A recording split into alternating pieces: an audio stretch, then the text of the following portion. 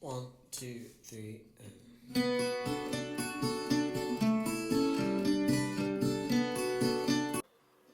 Hi friends, welcome to the very first video on my YouTube channel, Hobby Libby. My name is Libby, very nice to meet you here. So, today I have a very exciting knitting project to share with you guys that I did recently, literally last week. It's this sweater that I'm wearing right now. So knitting is one of my many hobbies which I plan to share a lot on this channel, and this is a very fast chunky knit. That means it's very beginner friendly. If you are looking to develop knitting as a hobby, this is a great project to begin with. Not only it's fast and easy, but also it will give you instant gratification of learning a new skill. Owning a designer sweater like this knitted by yourself in just several days, what can be better than that? So in this video series of 3, I'm gonna teach you how to knit this sweater from scratch with zero experience. Absolutely no pattern needed. All you need is to grab some chunky knitting needles like this and some chunky yarn and start knitting. The chunkier the better, because the chunkier you'll see the results faster. So on this video, I'm gonna show you the process of me knitting the sweater, and in the next 2 videos I'm gonna dive deep into the step-by-step tutorial. In one video I'm gonna focus on the knitting techniques that are needed for the sweater.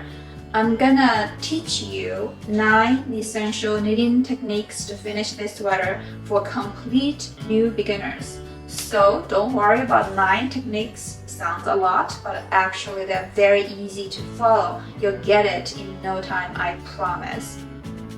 And on the other video, I'm gonna teach you the no pattern knitting method for this sweater or for any other sweaters. I'm gonna show you step by step how to knit this sweater without buying patterns, reading and following confusing instructions in tiny letters and counting the stitches and rows. And why would you trust me on this? Because I am a fashion designer by training. Although my expertise is using sewing machines to create fashion pieces, I taught myself how to knit based on my understanding of fashion design and pattern design. So during this self-taught process, I came up with a knitting method that's more intuitive, straightforward, easy to understand and follow for hobby knitters. In my opinion, knitting is like painting. It's an art creation process. Instead of following strictly to specific patterns or counting the numbers. So that is a very long introduction for this video. Hope it helps you to get to know me and my channel a little bit better. And without further ado, let's see how this sweater came to life. Every hand-knit sweater has a story. The story of this sweater begins with me browsing yarns at my local Joann's store. I saw this crispy white yarn on sale. It's 80% acrylic and 20% alpaca for only $6 each. What a great deal. I grabbed 3 skeins immediately, but later realized I needed 4 to finish the sweater. Thank goodness when I went back to get another one, it was still available. So, learn from my mistake and buy 4 skeins right away.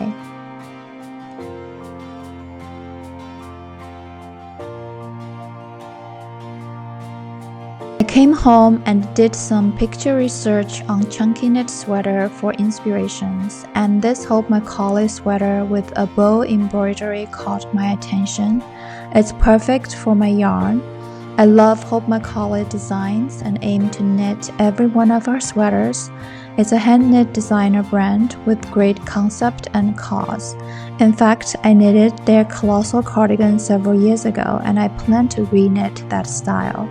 Also, I'm knitting their simplest tank top right now, and I'll share on my channel later.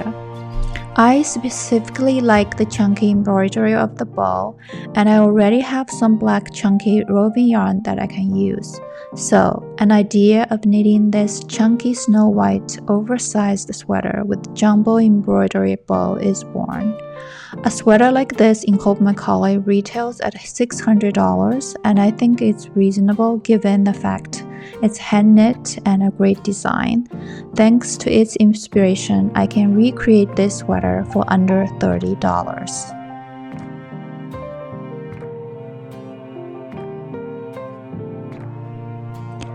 The next days and nights spare time was dedicated to knitting.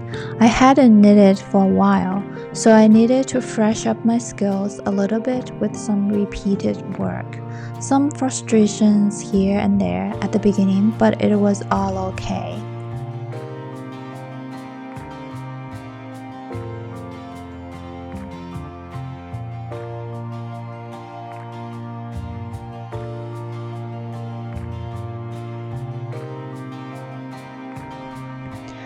Knitting can be incredibly addictive because it's both therapeutic and rewarding. On one hand, repeating on one single task like knitting calms you down. It's like falling into the state of flow of meditation, where you lose track of time. And two, you just always want to finish another row and another row and another row, or hit a milestone to see what the results are. If you are already a knitter, you know what I'm talking about, and if you're not, you'll feel it once you start knitting.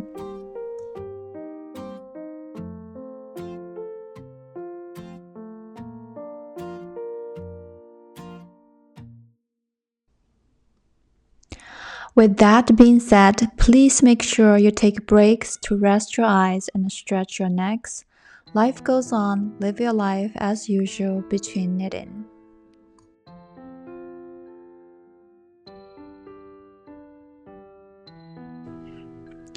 Unfortunately, I didn't record the entire process of me knitting this sweater. Due to technical difficulties, I'm not very skilled at recording. Sometimes my battery went out quickly without me noticing, and sometimes I found out I didn't push the record button. Silly me. So, knitting is easy, but knitting and filming at the same time takes time. If you enjoy my content, do please like, subscribe, and share to support my channel. I'll work on improving my recording setups and skills for future videos.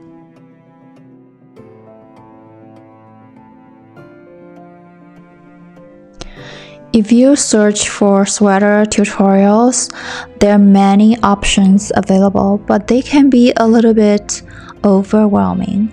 Here is my simple 3-step approach.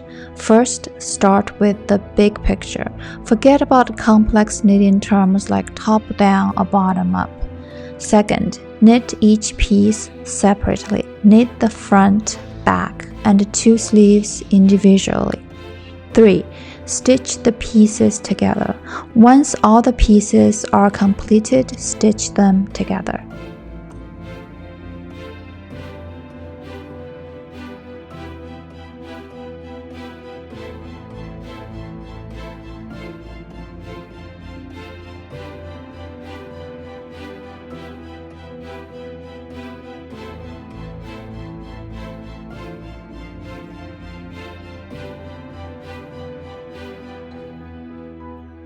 So I started the project yesterday and I got so excited and I cannot just stop because here is what I've knitted so far. I started from knitting the front piece. It took the longest time for me to get the measurements right, but I'll share those details in my next video. Once I finished the front piece, I knitted the back piece based on the front piece using similar measurements. Here is a Fashion Designer Course 101. The back piece is only slightly different from the front piece. Next, I knitted one sleeve using the armhole reference from both the front and back pieces. Then I knitted the other sleeve, which is symmetrical. Are you so It's been a couple of days that I haven't knitted anything, but I'm close to the end of the knitting for this sweater, so I'm just trying to finish the last bit of knitting. So here is the other sleeve, and I've already finished this. I already go this far, so this is the other sleeve that's finished. So here you go. What I need to do is to finish this one. So I have this finished sleeve to have a guidance because they need to be the same, asymmetrical. So I just keep measuring, am I at the right place? So I'm this far to finish. So the reason that I need to compare is because the sleeve, I need to increase stitches along the way. So basically it's narrower at the wrist and go all the way up, and when it hits the armhole, it's gonna be a bit bigger. So I need to know where I add stitches and how many stitches that I add. So I just keep it by my side as a rough guidance.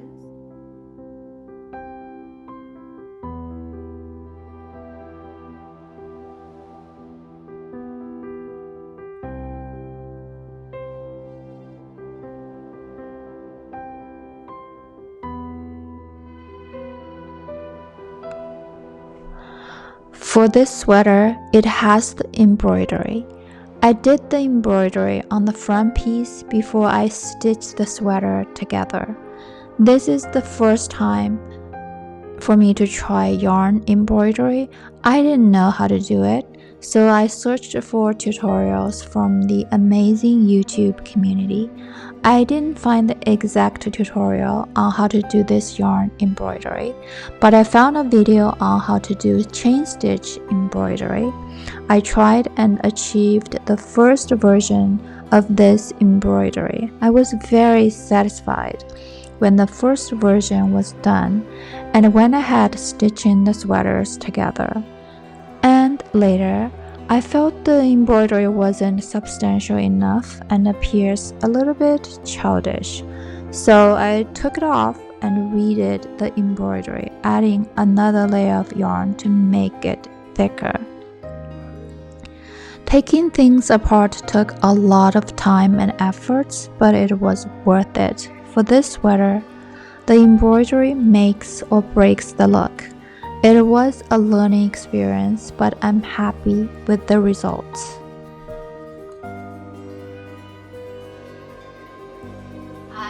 Now I've officially finished knitting all the pieces for the sweater.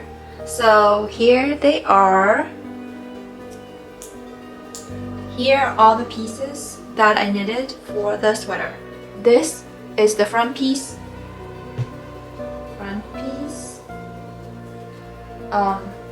The back piece. So back piece. 2 sleeves. So they are identical. This one and this one. 2 sleeves. So I'm gonna show you the process later, but now, yay! I finished knitting.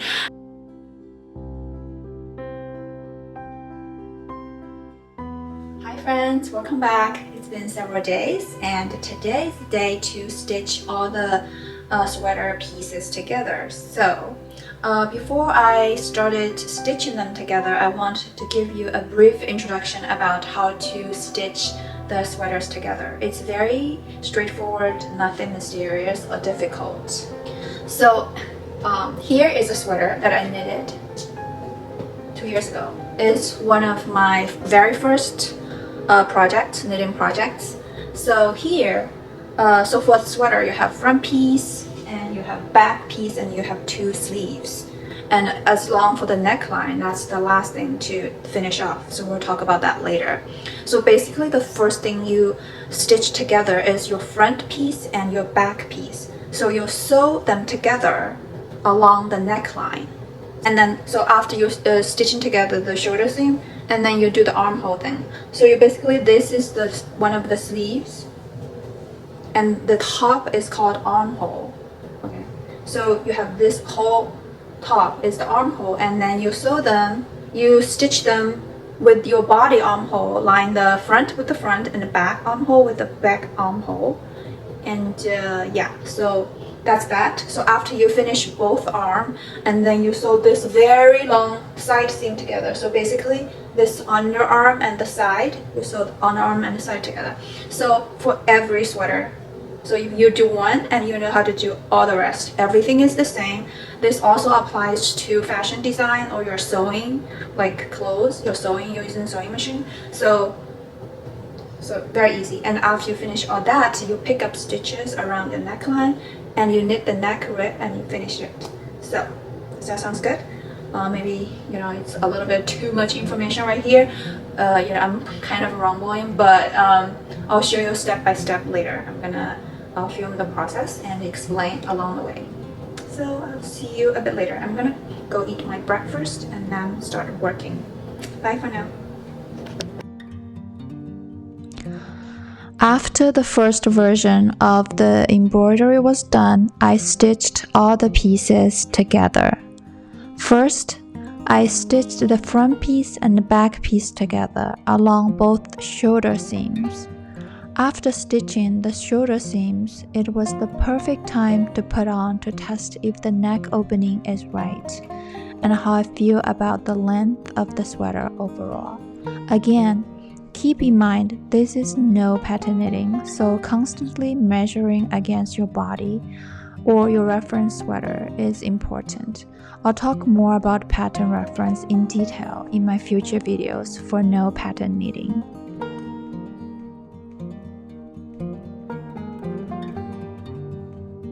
Next, I stitched the sleeves to the body along the sleeve armhole, which is the top of the sleeve and the body armhole. Position the center of both armholes and make sure both armholes match well. If not matching exactly, that is fine. Just adjust the tension a little bit while you stitch because the knitting piece is very stretchy and very giving. But if they are way off, some revision may be needed. Knitting is not rocket science. You don't need to count the numbers exactly. I treat knitting more like painting, having a big picture and impromptu the rest. After both sleeves are attached to the body, here comes the exciting and fun part. This is the first time you'll see the sweater in whole for the first time when you lift the piece. And here is the time again for you to put on the sweater and feel it. You can literally see the final look of the sweater even though part of the sweater is still wide open. Next step is to stitch the underarm seam and body side seam together on both sides. Align the armhole under armpit and stitch all the way from the bottom of the body to the cuff of the sleeve or vice versa. After both sides are done, you officially have finished the sweater. Almost finished to be exact. Time to try it on again. How exciting! Hi, very exciting. I finished stitching. So here is how it looks. Here is the finished sweater. No, almost finished. So the only thing left here is the neckline. As you can see, this is a chunky sweater. So it's kind of a style with the knot opening very wide, and currently it's very wide. I can barely, can barely hang. So next I'm gonna do is to pick the stitches around the neckline and knit the collar. And after knitting the collar, everything is gonna be fine. The final step of knitting is to finish the neckband. I picked the stitches around the neckline and then knit for a couple of rows to my desired width of neckband and bend it off. Hooray! The sweater is finished. Well, not quite. We still need to do some finishing touches. First, there will be a lot of loose ends throughout the sweater left during the knitting process from connecting the yarns and pattern construction. Now it's time to trim, tuck, and hide.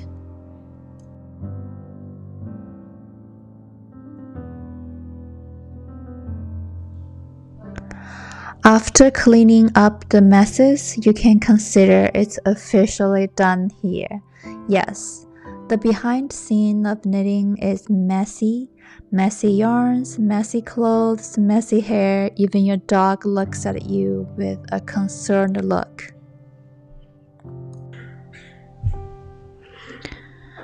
One step further for me and for you too. I personally like to wash my clothes in water, including sweaters, and I don't do hand wash often unless completely necessary. I want my clothes to be easy care. After having some disasters of ruining my 100% wool or cashmere clothes in washing machine, I tend to buy or knit in wool mix instead of 100% wool. Since this is a 80% acrylic and 20% alpaca, I am confident this sweater can be machine washed.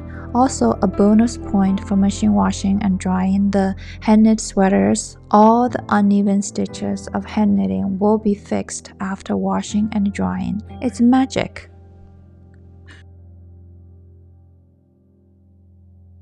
Hi, so here is after washing, before drying. So everything looks good, nothing is damaged.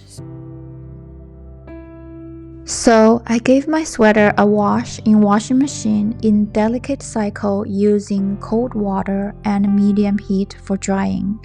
It came out beautifully, fluffy, white, warm, and soft. The texture of the yarn is even better than before washing. Although the embroidery yarn is 100% wool, I embroidered loosely to allow for shrinkage. Using cold water also prevents the black color of the wool yarn from fading or staining the white yarn, and to my surprise, the yarn didn't shed much at all. 1, 2, 3,